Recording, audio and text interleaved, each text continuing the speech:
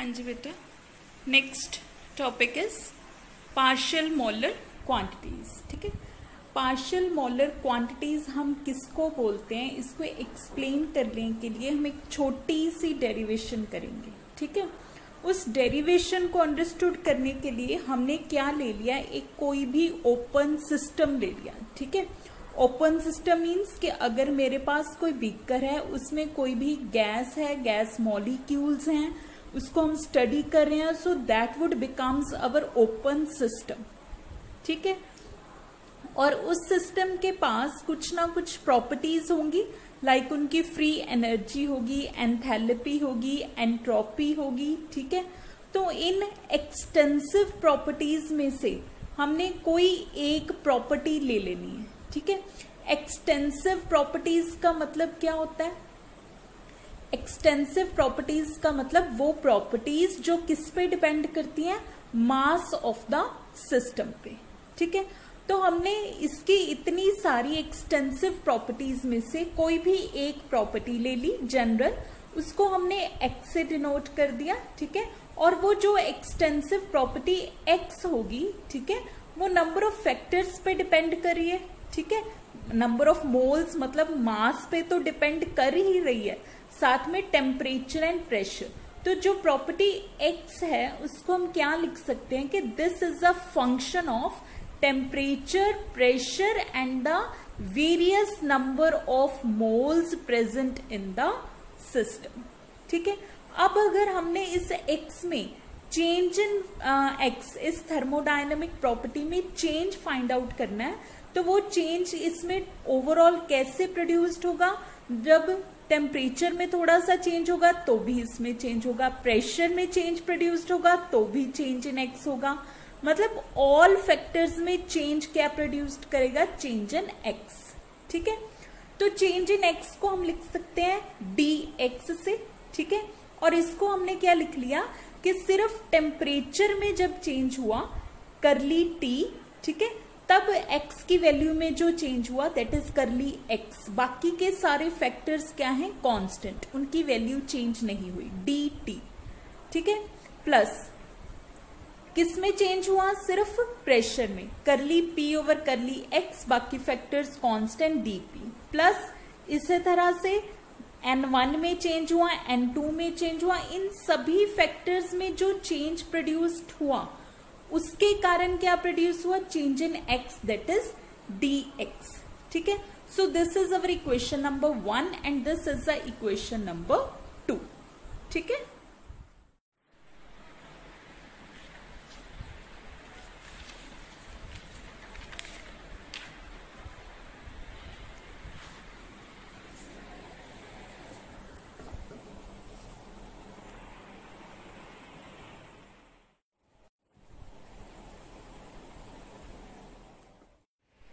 जो हमने equation number 2 बनाई है, अगर हम उसमें क्या बोलें कि हम अपने सिस्टम का temperature as well as pressure constant कर देते हैं, तो वो dt change in temperature and dp change in pressure वाले फैक्टर्स क्या हो जाएंगे? जीरो। उनको हमने जीरो कर दिया, तो ये क्या आ गया? dx change in value of x eight constant temperature and pressure. ये किसके इक्वल हो गया? इन फैक्टर्स के इक्वल। ठीक है, and this would be the equation number 3। ठीक है, अब वो क्या कह रहा है कि ये जो फैक्टर है हमारे पास, मतलब कि जब हम सिर्फ एक कंपोनेंट के नंबर ऑफ मोल्स चेंज होते हैं, ओनली n1 की वैल्यू चेंज होती है, और उससे जब x की वैल्यू चेंज होती है, that is known as the x1 bar. ठीक है, बाकी सारे फैक्टर्स क्या रहेंगे सिस्टम के? कांस्टेंट।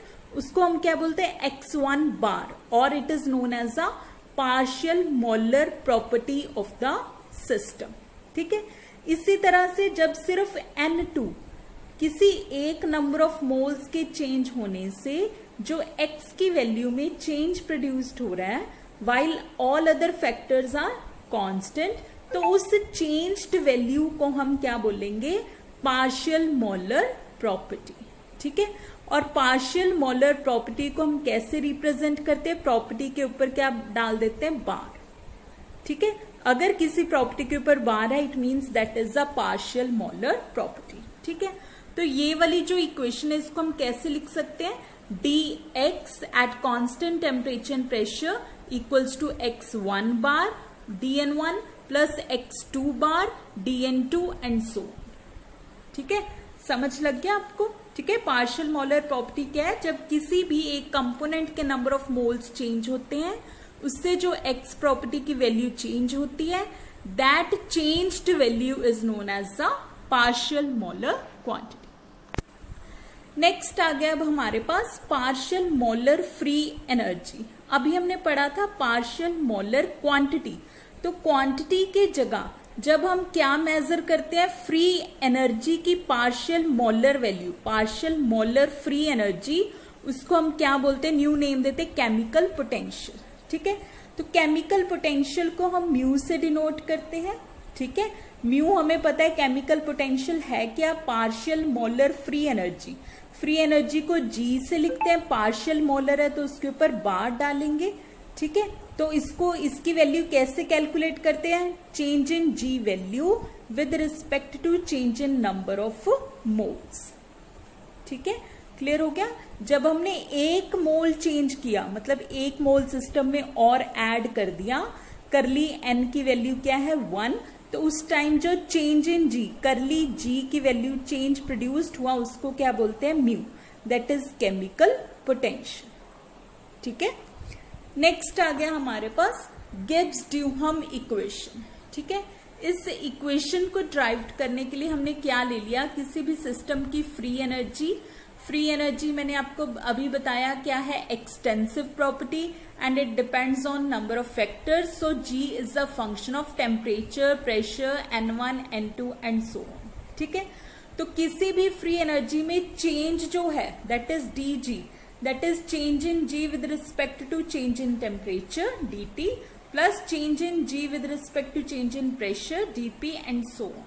ठीक है, तो जब हमारे पास टेम्परेचर और प्रेशर हमने कांस्टेंट रख दिया, dt और dP की वैल्यू क्या आ गई 0, तो चेंज इन G, dG क्या बच गया, सिर्फ change with respect to n1 plus n2 and so on. ठीक है, change with respect to n1 को क्या बोलते हैं हम, केमिकल पोटेंशियल, दैट इज μ1, इसको क्या बोलेंगे μ2।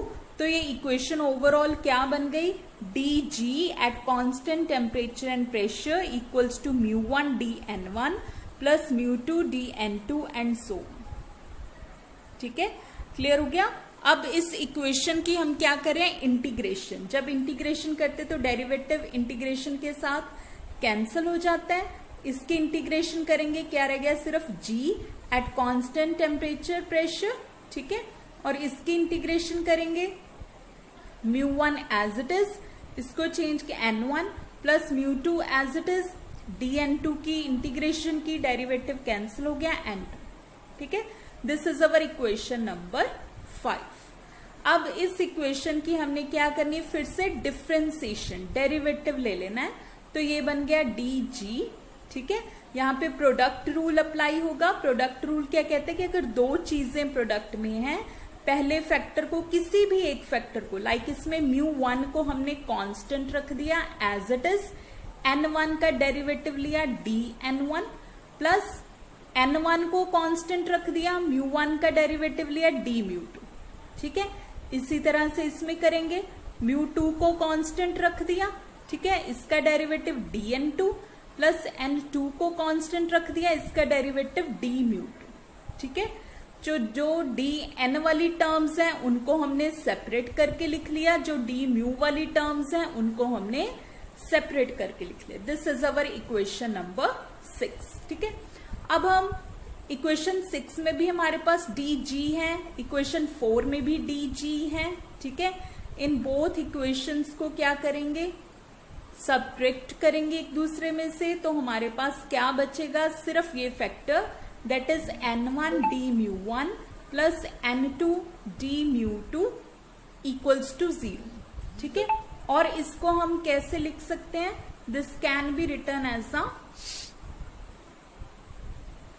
Summation ni dμi equals to 0। ठीक है, समीशन क्यों, कि इसमें हमने सिर्फ दो नंबर ऑफ मोल्स लिए थे N1 N2। अगर किसी में 4 या 5 नंबर ऑफ कंपोनेंट्स हैं तो उन सभी के लिए ये इक्वेशन बनेगी, that is N1d(μ1) plus N2d(μ2) plus N3d(μ3) plus N4d(μ4) plus N5d(μ5) equal to 0। ठीक है, मतलब कि उन सभी में जो चेंज प्रोड्यूस्ड हो रहा है समीशन Ni(d(μi) इक्वल्स टू 0। ठीक है, मतलब किसी कंपोनेंट में जो चेंज इन म्यू है वो इंक्रीज होगा, किसी में डिक्रीज होगा। ओवरऑल जो ये चेंज है सभी नंबर ऑफ मोल्स का, सभी कंपोनेंट्स का, that would be equals to 0। ठीक है, and this equation is known as the Gibbs Duhem equation. ठीक है, हाँ जी, नेक्स्ट टॉपिक है बेटा हमारे पास variation of free energy with temperature and pressure. ठीक है, फ्री एनर्जी जी की वेरिएशन पढ़नी है। सबसे पहले हमें पता है कि जी क्या होता है, function of temperature, pressure and the number of moles of the system. Variation means change in free energy. Change find out करना है तो डेरिवेटिव ले लिया, वही इक्वेशन। ठीक है, लेकिन क्लोज्ड सिस्टम में हम ये चेंज मेजर करेंगे। क्लोज्ड सिस्टम मतलब ना तो उसमें हम कोई नंबर ऑफ मोल्स और ऐड कर सकेंगे, ना ही सब्ट्रैक्ट, मतलब change in number of moles equals to 0। तो ये सारे फैक्टर 0 हो गए।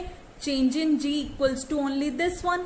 ठीक है, और हमारे पास क्लोज्ड सिस्टम के लिए एक जनरल इक्वेशन होती है जो आपको लर्न करनी पड़ेगी कि D G equals to V D P minus S D T. ठीक है, इसको इस तरह से लिख लिया। एक ये इक्वेशन है हमारे पास, एक ये है, दोनों इक्वेशंस को कंपेयर किया तो इसका मतलब ये वाला फैक्टर किसके इक्वल है, माइनस एस के, और ये फैक्टर किसके इक्वल है, वी के। ठीक है, मतलब कहने का कि जब हम सिस्टम में प्रेशर कांस्टेंट रखेंगे and number of moles constant रखेंगे तो जो चेंज इन जी वैल्यू में चेंज प्रोड्यूस्ड हो रहा है with respect to change in temperature, उस चेंज्ड वैल्यू, वो चेंज्ड वैल्यू को क्या बोलते हैं, एंट्रोपी। सिमिलरली चेंज्ड वैल्यू को क्या बोलेंगे, वॉल्यूम ऑफ द सिस्टम। ठीक है, अभी आ गया next variation of chemical potential with temperature. ठीक है, केमिकल पोटेंशियल क्या है, म्यू, और म्यू क्या है, change in G with respect to change in number of moles. ठीक है, कोई एक नंबर ऑफ मोल्स, बाकी सभी क्या है, कांस्टेंट। ठीक है, इस इक्वेशन की वेरिएशन पढ़नी है तो इसको हमने डिफ्रेंसिएशन ले ली इसकी विद रिस्पेक्ट टू टेम्परेचर। तो यहाँ पे डबल डेरिवेटिव आ गया, साथ में करली टी। ठीक है, तो अब वो क्या कह रहा है कि हमने अभी पढ़ा है कि इसमें से जो करली जी ओवर करली टी है उसको हम क्या लिख सकते हैं, एस। ठीक है, तो उसमें भी उसने करली जी करली टी की जगह क्या लिख दिया, एस, बाकी क्या बचा, करली ओवर करली एन आई। ठीक है, मतलब कि जब हम इसमें चेंज प्रोड्यूस्ड करेंगे तो उसका मतलब क्या है कि जो एस वैल्यू, एंट्रोपी में जो चेंज आया, that would gives the variation of chemical potential with temperature. ठीक है बेटा, इसका नेक्स्ट आर्टिकल है हमारे पास variation of chemical potential with pressure. बिल्कुल सिमिलर आर्टिकल है, ये आप बिल्कुल खुद से करोगे। If you got any problem, ठीक है, यू कैन आस्क, तो आप नेक्स्ट लेक्चर में मुझसे पूछ सकते हो। ठीक है, तो इतना अभी तक ये चैप्टर आप अच्छी तरह से प्रिपेयर करो। ठीक है बेटा, ओके।